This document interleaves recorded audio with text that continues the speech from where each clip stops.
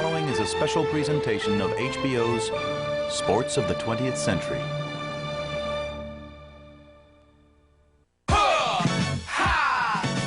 Clearly, above and beyond everybody else, it was Georgetown, and everybody else was second. We're not going to be humble. We weren't Jackie Robinson. Okay, if a fight broke out, we accommodated you. We said, oh, is this the way you want to play, huh? Underneath Morning in America was all this turmoil and all this energy and all this rage. John Thompson and Rolly Massimino were night and day. It was like a coronation. It was like you were coming to see how badly will Georgetown beat Villanova. He sat down, threw his jacket off, and said, who the hell do they think they are? They can't do that to us. So we go into battle and we make this thing happen. We didn't miss. Couldn't miss. Villanova's a good team, but they are a great team so far tonight. They had to play a perfect game to beat us.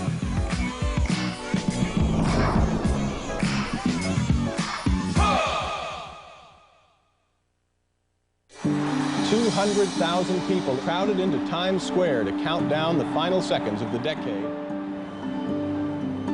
The 1980s began ominously in the United States. An economic recession spilled into the new decade, causing massive unemployment, soaring interest rates, and a sputtering stock market.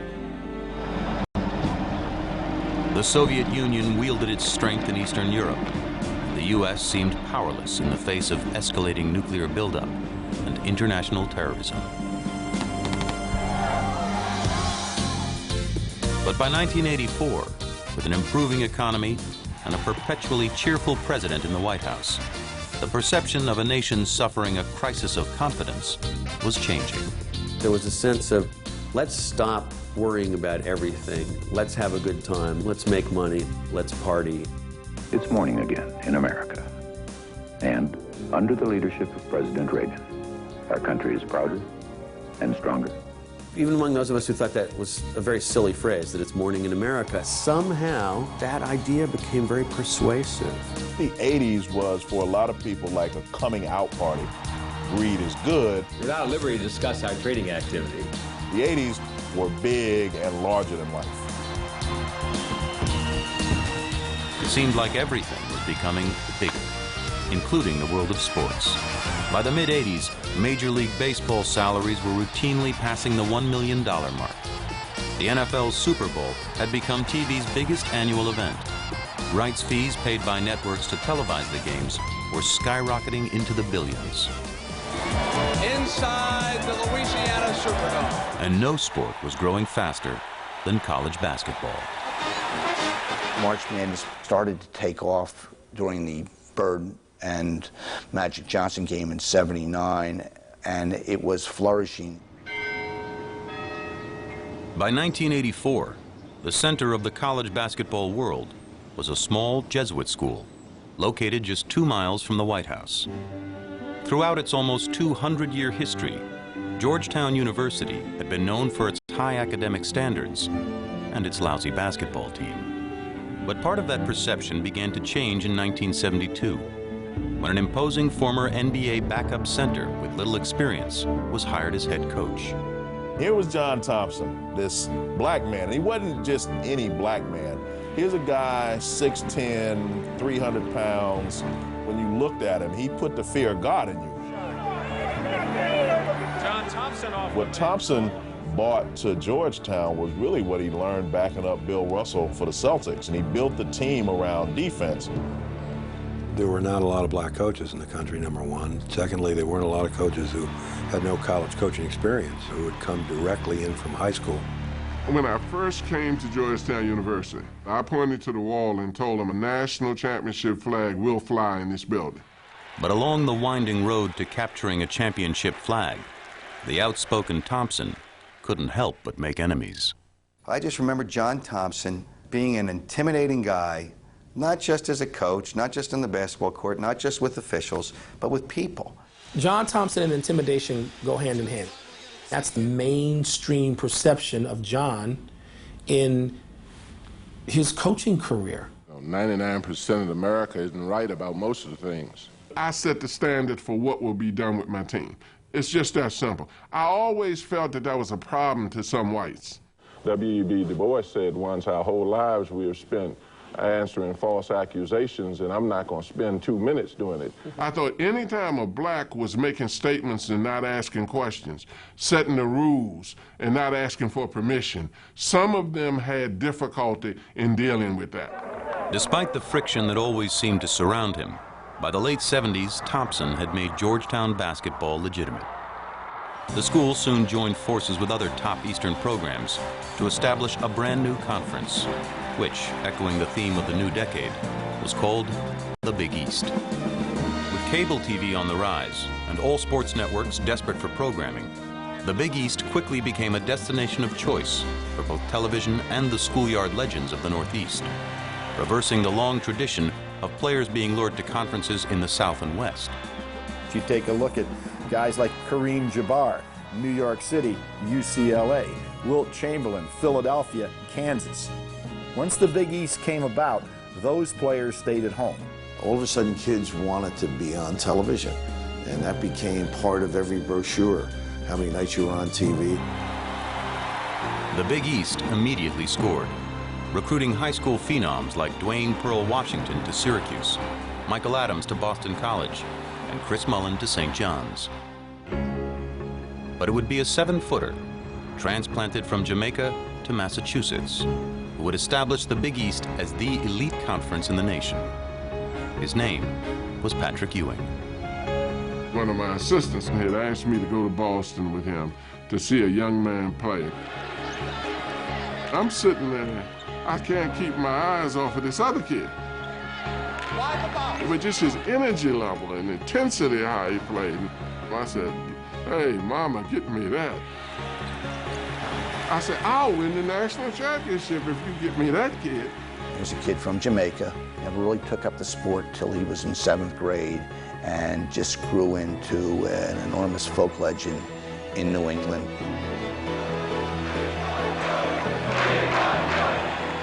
Everybody wanted him. My mother wants all of her kids like to go into college and get a good education, so they, you know, they won't be a bummer in the street hanging around and stuff. Well, I remember when Coach Thompson came to talk to myself and my mother and father. My mother asked him a question: what kind of social life would my son have at your university? Are there any other black people at Georgetown? You know, I said, Washington is 70% black. I said, if your kid can't have social life in a place that's 7% black, I said, he got a problem that I can't solve. It's like an artist having an opportunity to paint in the He's very eloquent. He played the position. He's black. I think all that, as a young black man growing up, it gave me something to aspire to be. After considering all the fact, my decision is to attend Georgetown University.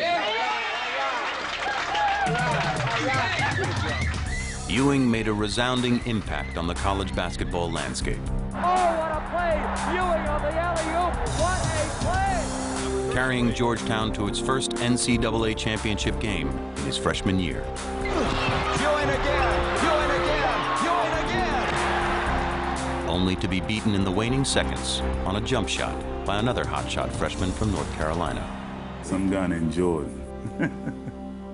And Ewing, showtime! Despite the loss, Ewing had put the college basketball world on notice. For the next 3 years, a dominant force would patrol the paint in the nation's capital.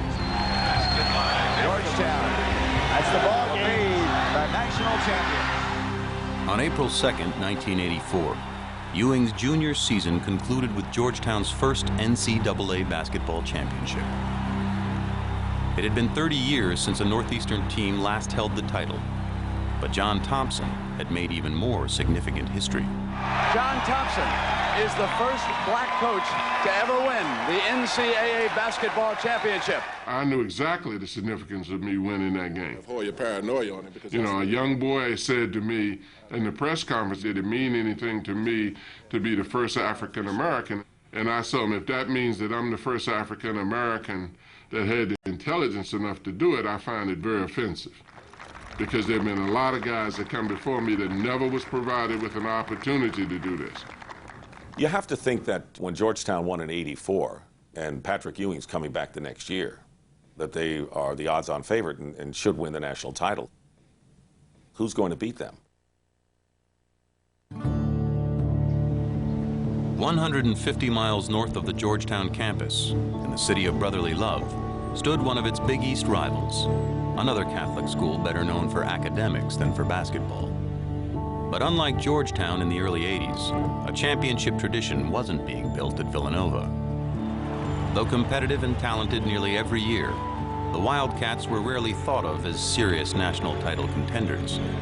Their road to the Final Four was usually a dead end. Villanova was led by its own charismatic coach, but in looks, posture, and attitude, Rollie Massimino couldn't have appeared more different than John Thompson. Night and day. John Thompson and Rollie Massimino were night and day. Rollie was just so nice little cuddly guy. John's a hugger, but he doesn't want to see people hugging him. And Rollie's an embarrassment because he hugs everybody. By the end of the game, he looked like he'd been some kind of a Maytag washing machine. He was like a bottle of soda that you shake up and then you take off the top. He was Daddy Mas. You were recruited to the family of Villanova. We used to invite 40, 50, 60 people after every game. We would make 8 pounds, 9 pounds of macaroni. How many people that feeds? For Massimino, his home-cooked meals and his basketball program were run the same way, family style. I would show up at his house and just walk in the front door, and there's Miss Massimino. She goes, "Oh, hi, Chuck. Hey, Mom. How you doing? So what's for dinner?" He was a guy that bonded extremely well with his players. It was just his natural personality. Did he scream at them? Yeah. But he put his arms around them? Yeah. Nice job. His fatherly persona helped Massimino compete for top-notch recruits in the rugged Big East. And in 1981, he signed 3 freshmen that would make up the nucleus of his team for the next 4 years. Highly touted center Ed Pinckney from the Bronx, forward Dwayne McClain from Massachusetts, and a brash, fearless point guard from Long Island named Gary McLean. The cocky freshmen called themselves the Expansion Crew. We didn't want to be treated as freshmen because we knew and we felt that we were going to be running the campus here shortly. Gary made sure whatever we did it all together, and we did it big and better than anyone else had done it. Good job. Gary was definitely the vocal leader of that ball club. If things were a little rough, Gary was right there to pick everybody up. One of his favorite targets was Chuck Everson, a 7-footer from Long Island. And Gary would give it to him nonstop, day and night. Used to call Chuck, because he was kind of big, and I was pretty much hovering between Hulk and Chuck, and I just came up with Chulk. I wound up being on the end of a lot of his stuff, but that kept everything going too. Little things that he did would just keep everybody loose. Also keeping the team loose was a little old man who sat courtside for every game. 75-year-old Jake Nevin had been Villanova's team trainer for 56 years. But with Lou Gehrig's disease confining him to a wheelchair, he now served as Villanova's unofficial team mascot and inspiration. With this disease in my hands, I can't do anything. I can't walk, but the kids honor me as their head man anyway. Jake knew how to bust him. You'd wake up on a plane and you'd look down and your tie was cut in half. Or he'd pinch you or stick you with a pin, and you'd look at him and go, "Oh, Jake." He is a very special person to all the guys that were on that team. He was just a magical guy. With the foundation for success seemingly in place, Massimino looked to his trio of recruits to spur a basketball renaissance at Villanova and in the ultra-competitive Big East. But the Expansion Crew's first 3 seasons were only solid, not spectacular. In a conference overflowing with big teams and big stars, Villanova usually came up just a little smaller. For 3 years, they watched in envy as their conference rivals, Georgetown, cut down nets for one tournament victory after another. Georgetown was a national power. John Thompson had athletes. He had guys who could bang. He had players. Opposed to Villanova, I don't even think we recruited in the same class as Georgetown. Their swagger was so much different than everybody else's swagger. We had to work for everything, regardless of who it was we played. We were the little small school in Pennsylvania. We're like the have-nots. Another steal from McLean. They were able to play and stretch as well, but never really able to play consistently for a 40-minute period. Villanova didn't make much of an impression on me. I mean, they were a tough team. Look at Pearl dribbling. Didn't have that attitude or flair that some of the other squads did. Attitude and flair was what Big East basketball was coming to be all about. But its style of play was not what James Naismith had in mind. It was really hard-nosed, aggressive, take you by the throat if you got a chance, squeeze the life out of you, basketball. And they were brawling, and there were near fights all the time. No team demonstrated this style more than Georgetown. Their intensity and aggression even earned its own nickname, Hoya Paranoia. Was there a paranoia? Yeah. You were scared of Georgetown. They were a tough team. They were a street team. They played street ball as, like, you're not making a layup. Oh, what a foul. I'm going to knock you in the mouth. I'm going to kick you. I'm going to foul you. I'm going to do whatever I can to not let you score. Can't get a shot off. Knocked out of his hands by Jones. Georgetown epitomized the sort of ethos of intimidation. They made defense cool, and they made defense tough. Oh, Ewing reached up and just took that ball out. And then the ultimate black man, John Thompson, is standing on the sideline saying, if by chance you get past this team, I'm standing here and I will kick your ass too. Uh-oh, and fists fly between Washington and Ewing. If a fight broke out, we accommodated you. We're not going to be humble. We weren't Jackie Robinson. So what happens? People right away, they start to say they're playing dirty. We were playing defense. Here is where Georgetown gets accused by many of being a bunch of thugs. I did think they were dirty because I always believed that they felt they could get away with anything because they were Georgetown. I, among others, have been critics from time to time. Their list of critics was long and loud, and their defenders usually sensed a motive behind the attacks: race. Oh, Georgetown was certainly covered in a particular way because it was an all-black team headed by a black coach. You know, instead of saying this is a well-disciplined, aggressive team, they describe it as, oh, they're great athletes. Instead of saying, you know, we played a smart game or an intelligent game, they would say, well, they just, they intimidated the other team and just scared the crap out of them. It's funny because it was so different from what we were actually like. It's really evident how Georgetown was painted. You know, John Thompson just went into the darkest ghetto. Got the meanest looking, roughest black thugs he can get. Put some Nikes on him and put him on the court. I mean, what was thuggish about them? You know, they were going to class. If they didn't go to class, I'd be ready to kill them. But we get out on the floor, we took no prisoner. I think Coach Thompson was a great man, a great educator, not only about basketball, but also about life. You know, John wasn't raising thugs. I mean, he was making men. Ever defiant, Thompson refused to yield to demanding journalists, further fueling Hoya Paranoia. People are so accustomed to kissing the ass of the media, and I didn't do it. There was a piece that called him the Idi Amin of college basketball, comparing him to a mass murderer. Black people loved Georgetown and loved Thompson. My uncles loved him, you know, old black guys from down south. They understood what he was up against. It wasn't just old guys from down south. Young black males from all over the country embraced the Hoyas and their us-against-the-world attitude. It fused perfectly with a burgeoning cultural movement that featured in-your-face rap music, symbolic fashion, and swagger.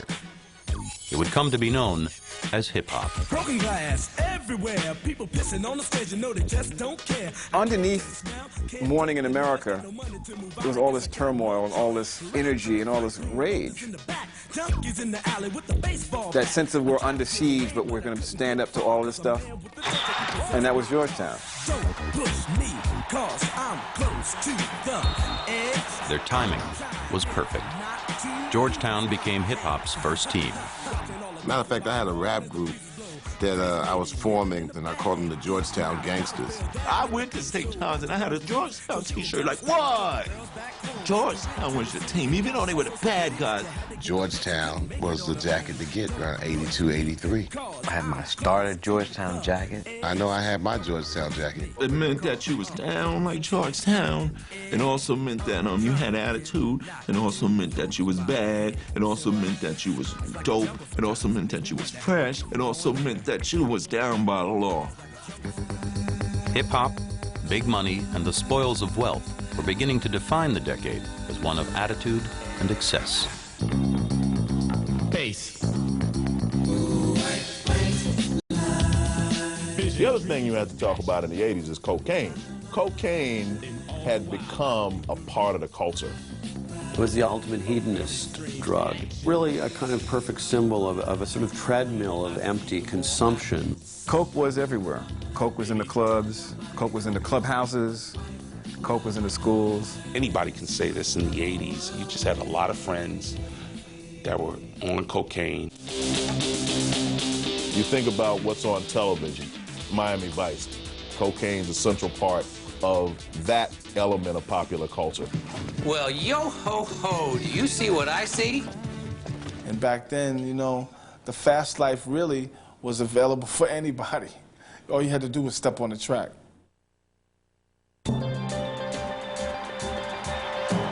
The year was 1985, the senior season for Ewing, the expansion crew, and a dozen other stars in the nation's finest conference.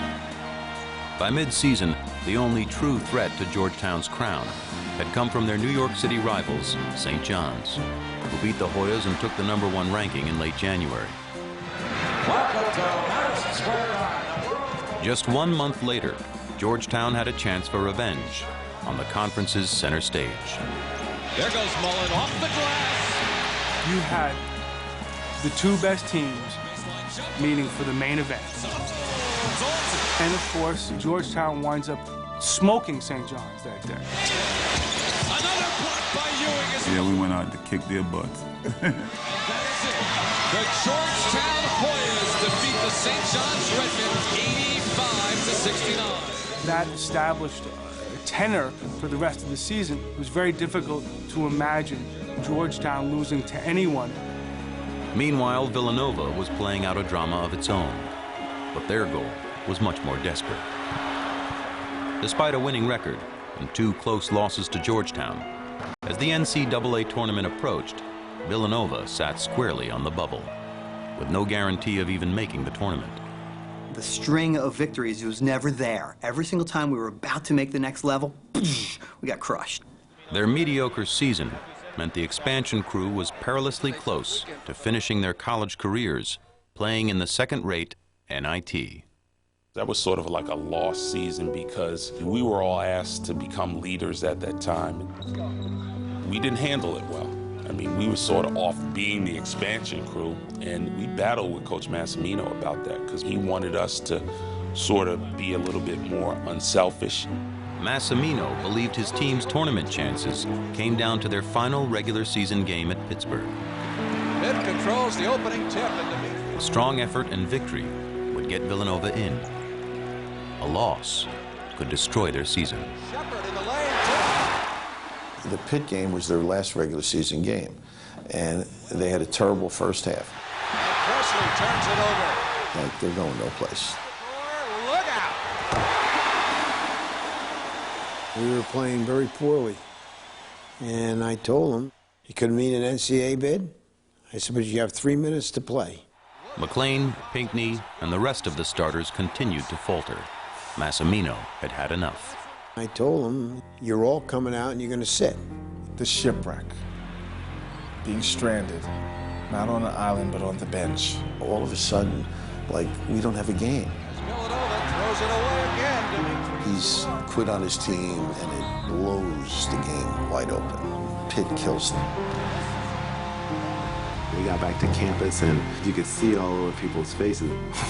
What happened? We were all just comatose to what just happened to us. We're on the bubble. You know, we're on the bubble. I'm like, well, no, that's great. We're not making a tournament now, you know, but it's all over. Just 1 year earlier, it would have been all over for Villanova. But the rapid growth and popularity of the tournament by 1985 convinced the NCAA to expand the list of invited teams from 53 to 64. On Selection Sunday, the Wildcats sat on the edge of their seats. We're sitting there, we're watching, and we're thinking, oh, this is going to be close. We were waiting just to see if we got in. The Wildcats, 8th seeded, will be going against the University of Dayton. When we did, it was a celebration, and we were all jumping around, and then we said, okay, let's get to work, let's go. After the Pittsburgh thing, we established such a great camaraderie. I can remember Gary said, Coach, you can remember us for more than just who we are, because we're going to really win something. 64 teams now had dreams of winning the title. 63 were probably fooling themselves. They have rolled out all these superlatives about this Georgetown team. They come into the tournament with 30 victories. They could be, by the time this is all finished, accorded the honor of being the greatest team ever because they're playing that well. Clearly, above and beyond everybody else, it was Georgetown, and everybody else was second. We are in Dayton, Ohio. Villanova opened the tournament with a clash against the University of Dayton on the Flyers' home court. The Dayton Arena was going crazy. They really thought they were going to win this game. It was obvious, and it was a tight game. The back-and-forth game stood tied at 49 when a soft-spoken sophomore from Connecticut came off Villanova's bench and boldly announced his arrival. Harold Jensen would become Villanova's secret weapon. As he was going for the layup, everyone stood up in unison, saying, whoa, what are you doing? They've gone away from their zone pressure.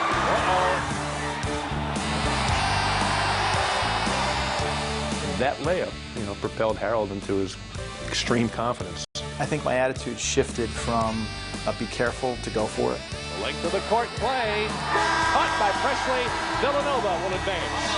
I think at that point, we all looked around at each other like this is going to be a fun tournament. Number 42. Next up was Michigan, the #1 seed in the Southeast Regional and a perennial Big Ten powerhouse. We weren't supposed to win. We weren't supposed to be even in the realm of winning. Look at Pinckney. But we played great. That game was on St. Patrick's Day, and when the game was at hand and we were going to win, I looked over and saw Jake in his wheelchair, and he had a leprechaun's hat on. That's when I started to think that maybe some forces are at work. That'll end it. A big upset. All of a sudden, everybody was on the bandwagon at that point.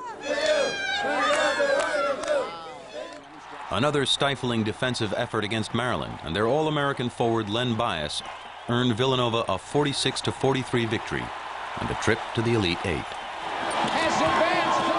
As they went through the tournament, it was a remarkable defensive performance. They were holding people into the 40s. Very happy Rolly Massimino. The Elite Eight was old territory for Massimino, who had been eliminated there twice before. To finally advance to college basketball's biggest stage, the Final Four, he would have to go through North Carolina, coached by the legendary Dean Smith. You could see their confidence building with each and every game. Rolly's telling me that night that they could beat North Carolina. Denny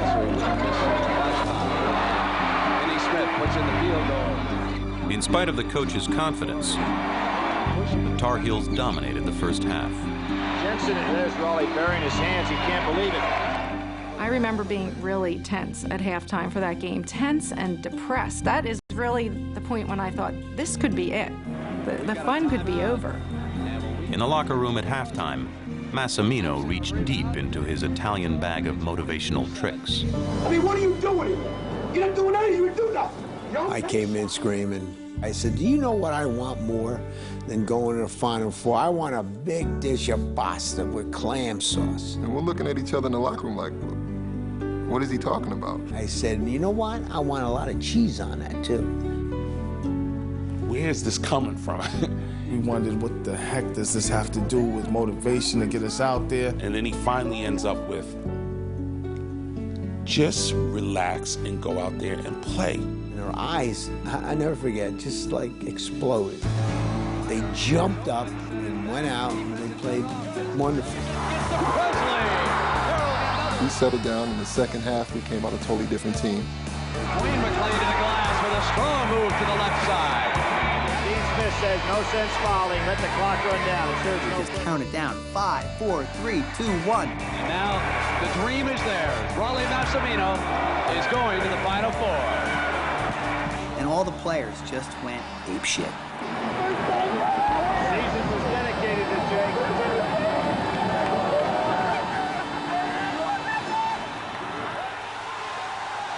We had a rally in the Jake Nevin Fieldhouse, and I've never seen that many people on campus. And it was a madhouse. It was crazy. The whole school was in there that night, so 7,000, 8,000, 9,000, whatever it was, were packed in. It was like being Ringo in the Beatles or being Tito Jackson. For me, in the Jackson 5, you were in the band, but you weren't like the main guy, you know?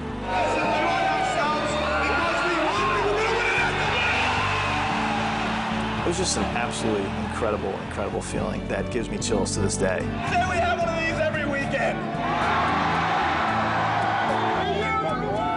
Having the chance to just thank everybody for, for being part of it and tell them that, hey, we're not done. As Villanova was making its improbable run, in the Eastern Regional, everything was going according to script.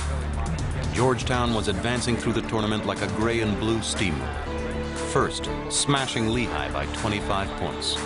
Then Temple by 17. Loyola by 12. And finally, escaping Georgia Tech.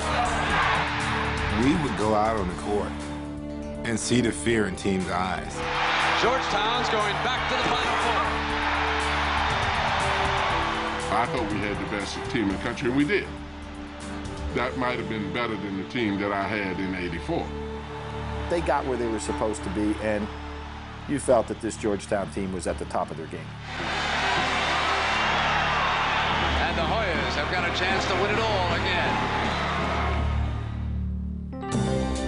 The Final Four at Rupp Arena in Lexington, Kentucky, was shaping up as a private party for the nation's best conference. Rivals Villanova, Georgetown, and St. John's were thrust together once again. It was the Big East's finest hour. It was spectacular. It was unheard of to have three teams like that. The matchups for Saturday were set. In Game 1, Villanova would face Midwest Regional winner Memphis State, led by All-American Keith Lee. Game 2 would be the fourth contest of the season between Georgetown and St. John's. The winners would face off 2 nights later for the national title. But few thought they'd have to wait that long to crown a champion. I felt the semifinal game between St. John's and Georgetown was the championship. You're about to enjoy college basketball's greatest show. I had no focus on the Villanova-Memphis game in the Final Four. Who cares? Because in that other game is the national champion.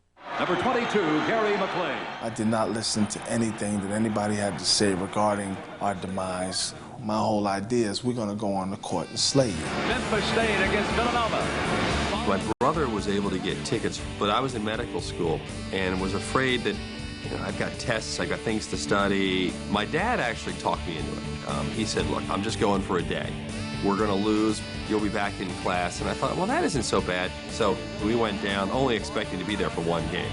Double team by Villanova. And on the steal, it was Harold Presley. We were very confident going into the Memphis State game.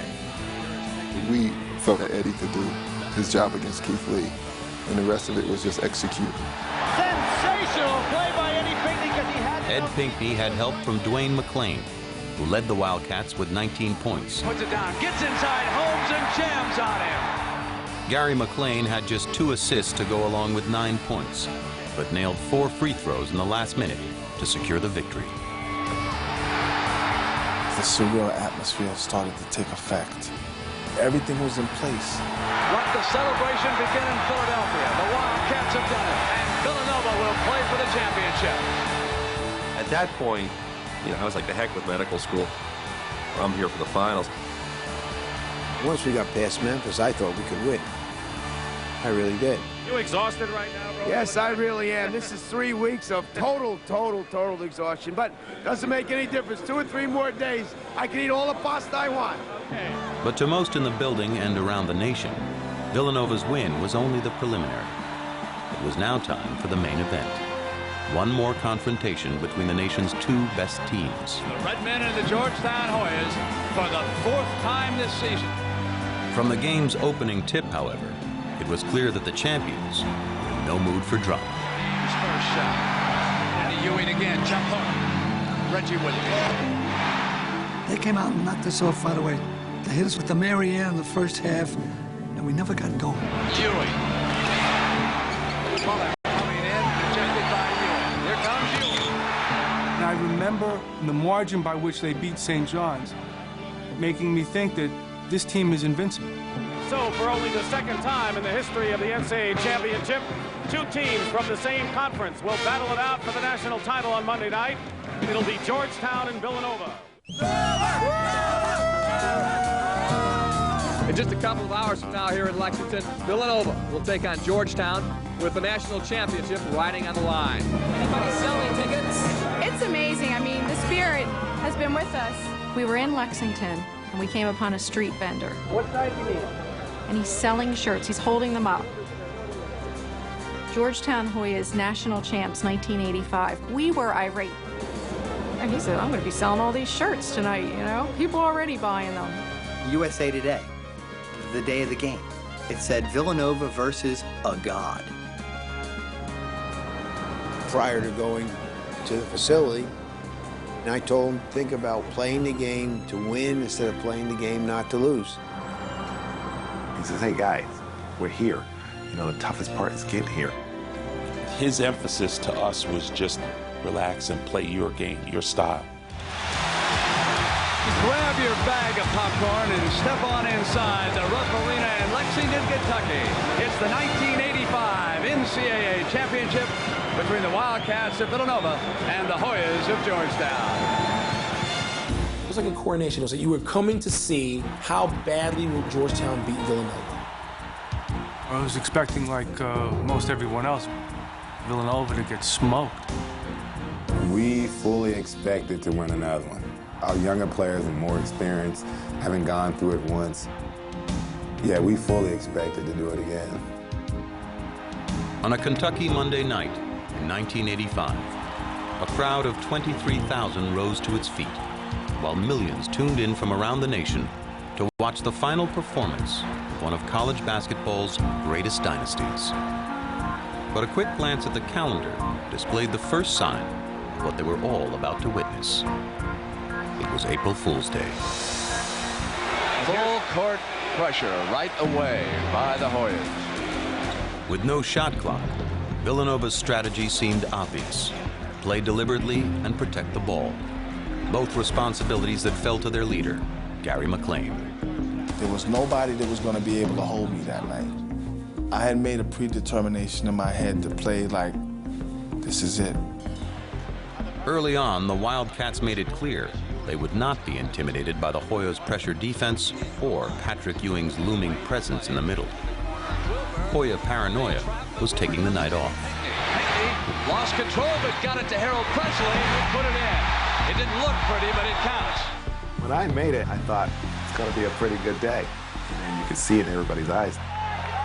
Nice, nice. Georgetown had infected the whole country with fear. A lot of people were afraid of the Hoyas. Wilbur getting it to Dwayne, who comes inside, and they're challenging the big fella early.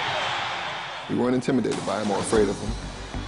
Georgetown's pressure normally forced opposing ball handlers into numerous turnovers, but McLean was unflappable. Their press, it was inconsequential to these kids. They've been in the kitchen, they felt the heat. McLean wants it right back. Feisty player. McLean was one of those guys that kind of looked forward to the challenge of pressure. There was so much competition built up in my mind because they had beat us. I didn't feel like I was getting respect. Gary McLean. Wingate. McLean comes up and he's been banging away. The game stayed close throughout the first half, but one trend was becoming clear. Pinckney outside. Nearly every shot Villanova put up was going in. McLean with a spinning move is tied it at 20. I remember saying, well, they can't possibly keep this up. This is ridiculous. Presley comes inside, gets the high, and got the roll. Everything's falling. Jensen comes baseline inside of Williams and creates a shot. Villanova's a good team, but they are a great team so far tonight. We didn't miss. We couldn't miss. Out away from the basket. Here's Jensen. He's on the money. We were just waiting for Villanova to just miss one shot. Comes inside, gets it to Presley, and Ewing came back, but Presley hit it. And you felt Georgetown would take control of the game. Ewing so far against Massimino's defense is 1 of 3 from the field. They have not been able to get him that easy slam. Our plan was always to get the ball to Patrick as much as we could. Ewing again outside. He knocked away, and Jensen's got it. Throughout their careers, Villanova's Ed Pinckney had always played in the giant shadow cast by Patrick Ewing. Not on this night. Bounce to Pinckney, who will come up on Ewing. I keyed myself up before that game so much because I knew I have to have a great game. Patrick wants to get in a game so bad he just knocked over half the scorer's table. It took nearly 16 minutes, but late in the first half of his last college game, Ewing finally showed flashes of dominance. Ewing got his position. They won't stop that. Now it's Ewing! The other end. Oh, and Ewing comes with the lob, and he says, let's go. But Villanova weathered the quick Ewing storm. And as the first half was winding down, Gary McLean called for the Wildcats to spread the floor. You're going to 4 corners. They're going to try to spread Georgetown out. Down just 1 point, the Wildcats were content to let the clock drift toward halftime. I remember 1 point Gary just sort of standing up at the top, holding the ball, and just standing there, and nobody's coming. I think John Thompson's had a great year coaching his club, but right now I don't know why he would allow Villanova to hold the ball. This really plays into Rollie Massimino's hands. I was surprised. They just let us do it, and I'm like, oh, this is great, man. Just keep on holding the ball. Georgetown goes man to man, and again, I can't understand why they allow Villanova to hold this ball. Now they get it inside to Presley. He comes inside on Ewing. It wouldn't stay, but he comes back with the rebound. Harold Presley's putback gave Villanova a 1-point lead. And as the first half ended, Georgetown's Reggie Williams gave Villanova's Chuck Everson an old-fashioned halftime send-off, Big E style. Little bit of a scrape underneath the basket. He turned around and with 2 hands came up and shoved me in the face and kept running. Williams comes up with his arms right there, much like an offensive tackle. Everson had pushed me in the back, and I retaliated, and they made a big thing about that. Massimino is furious. Coach Mass gets fired up, and I'm sitting in the stands, and Coach Mass comes running by. He's running off the court, and he gets one of these. Well, the guy to my left gives me a. Well, right in the eye. He hits me right in the eye, and I spent halftime in the infirmary. Look at Massimino lead his troops back to the locker room. And he was charging. He sat down, threw his jacket off, and said, who the hell do they think they are? They can't do that shit to us. This is not going to happen, not tonight. That's it. We're going to kick their ass. And no one's going to touch our guys. We're going to be ready to play. We got them flustered. In the Georgetown locker room, it was business as usual. We expected to make a run. If we keep going, they'll stay with us, we'll break them down, and then we'll get away from them. Well, maybe the coronation is going to have to be delayed a little. That became the story of the second half. Can Villanova stay in the game? Not can Villanova win. Can they stay in the game? The first half of this game was as good a half of college basketball as I've ever seen. Georgetown's second half began with a clear message. Get the ball to Ewing. Ewing. Georgetown regains the lead that quickly. But just as it seemed the game's biggest star was about to take over, Pinckney to Harold Jensen from the perimeter, rattles in. Villanova's secret weapon began to strike again. Jensen is now 3 of 3 off the Villanova bench. Oh, he is just filling it up. Harold Jensen had an off-the-hook game. I mean, the guy was draining stuff from way out. If the ball's not being rebounded, they putting it in the basket, you're not going to force the pace. They shot the ball extremely well that day. Villanova had yet to miss a single shot in the second half. And with only 10 minutes remaining, their defense had Ewing frustrated. Triple team. They did a terrific job of smothering the big guy and making it tough for him. And that on Ewing is the second foul. I think he got frustrated. Ewing. Because it wasn't happening, wasn't clicking like he wanted to click. that point in time did come for Georgetown. Hey, these guys are not going away. Back to Gary McLean. The shot's there, on its way. Coming inside. Basket's got to count. Jackson fouled. Dwayne McLean. Pinckney gets inside. He walked and got away with it anyway.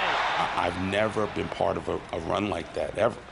I knew if I got a guy's shot, I was 100% sure he was making a shot. Pinckney comes outside, ships it to Gary McLean.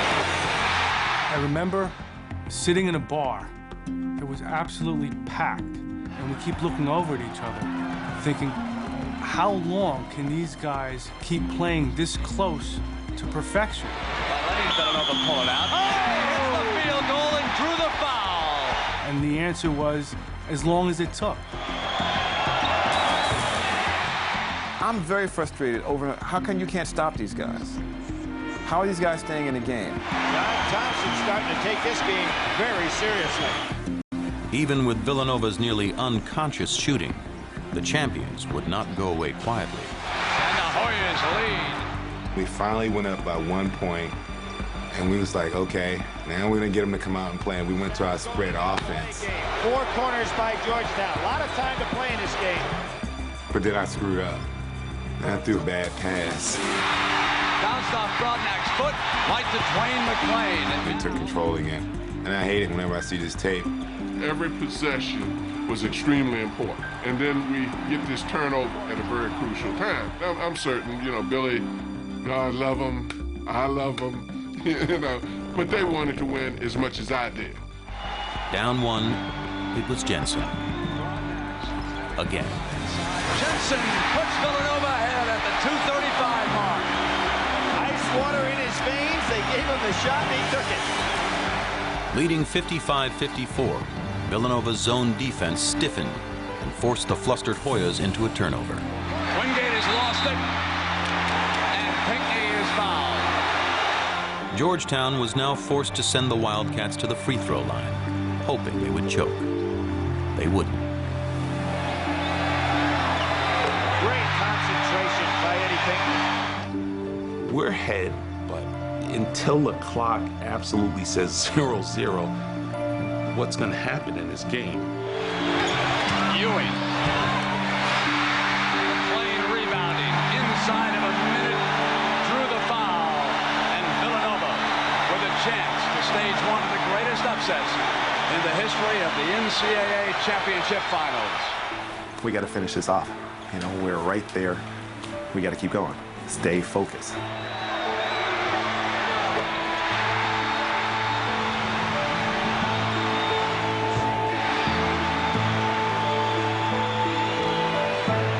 Right up until the last second. Jackson, and there are just 5 seconds. We just figured we'd find a way to win it. That's how get me the ball. And sure enough, I made a move, I fell, and he still threw me the ball. That's it. Villanova has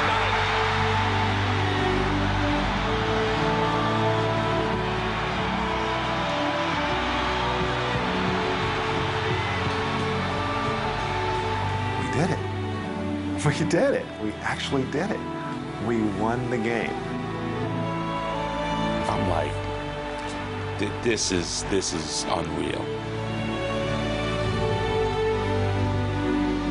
Start crying, and then you're looking for Coach Mass, because I really wanted to give him a hug and tell him, man, can you believe this?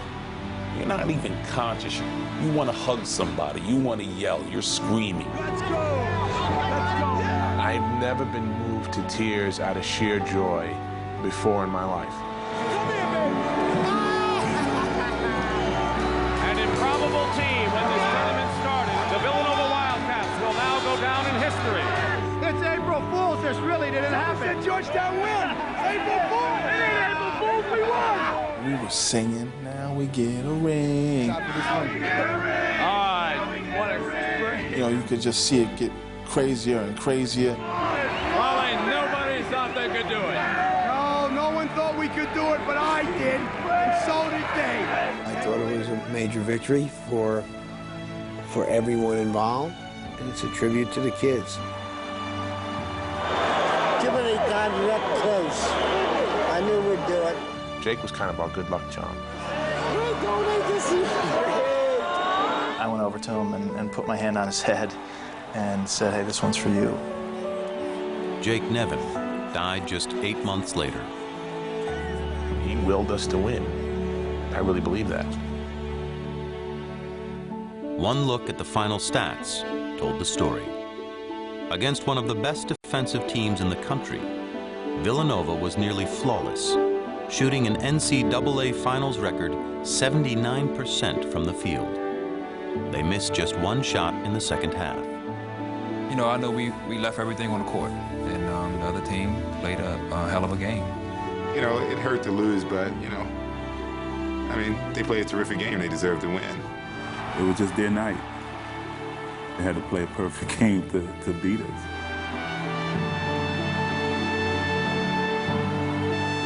It was a full-on party, huge celebration downtown. It was like, is this happening? Is this for us? When we get to the center of town, there's people hanging in trees to get a look at us. And just, you know, pandemonium is ensued. A non-stop party with all of our fans, with our families.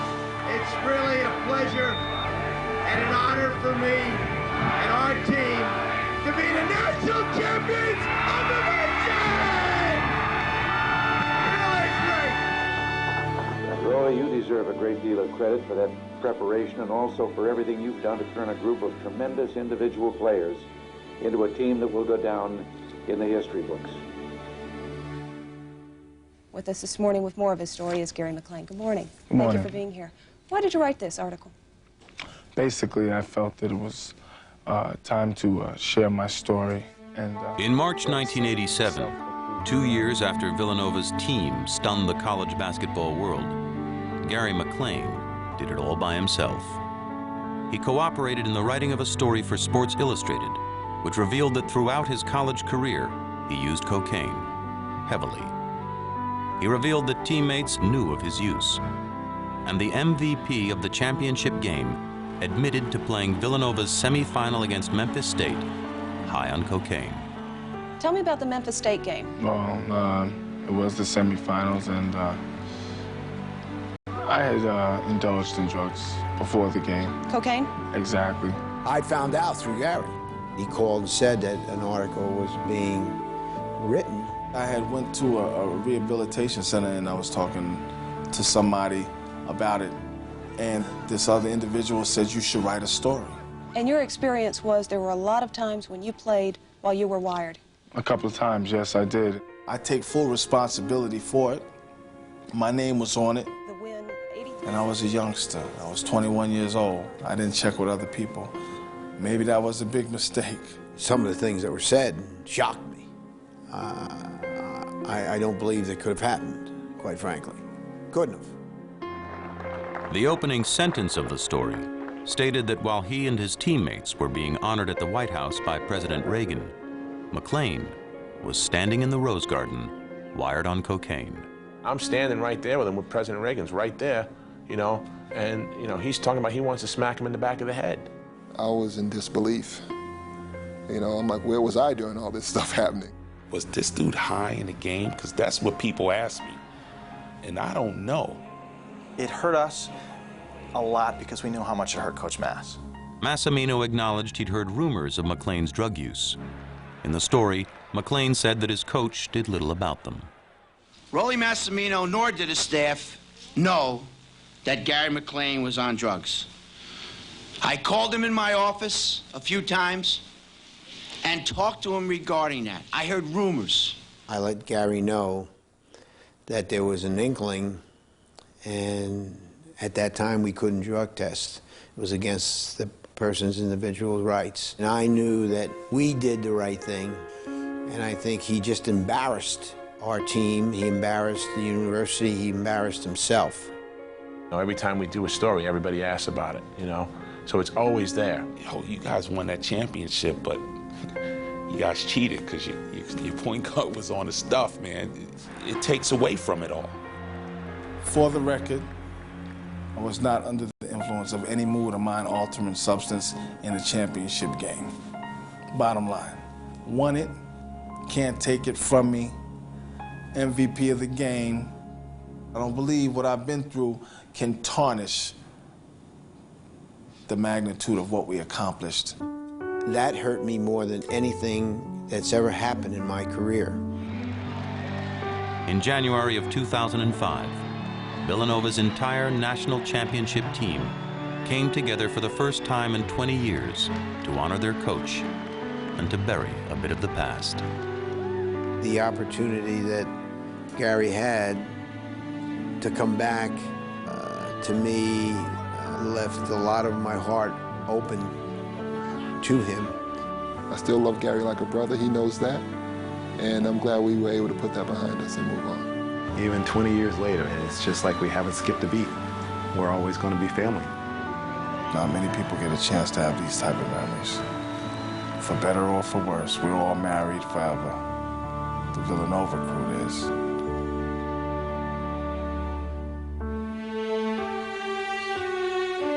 That game was played at a level as close to perfection as I've ever seen. It was about teamwork. It was about heart. It was about courage. That's why sports is better than drama, better than movies or theater, because you can't script the stuff. People around the country, even if people didn't follow it, said, no kidding, David beat Goliath that night. They were just good, nice kids that worked, and we got a little lucky. And I told them, now that you're 40, you still act like you're 21. And I love them for it, too.